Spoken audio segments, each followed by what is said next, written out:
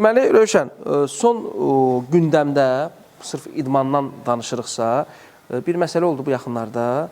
Hansı ki, orada bizim pəhlivan, bizim fəxrimiz, hansı ki, bizim bodybuilder çempionumuz, fəxrimiz Pərvizlə bağlı, sırf verilişdə olan məsələ ilə bağlı istəyirəm danışım və fikrimi bilmək istəyirəm ki...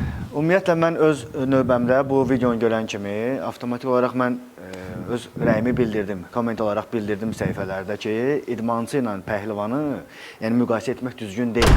Hansısa bir dəmiri əymək, hansısa bir nümunəvi çıxışı göstərmək, o demək deyil idmançı. Orada birinci aparıcı çox səhv hərəkət edir ki, idmançı ilə pəhlivanı müqayisə edir və hansısa bir dəmiri əyməyi dəvət edir.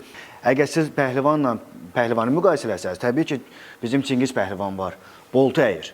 Dəvət eləsinlər, Emin qardaşla Çingiz qardaşı bir verilişdə müəyyən bəli bir dəmir qoysunlar, desinlər bunu kimə əyə bilər. Amma Pərviz... Deməli, Rövşən, son gündəmdə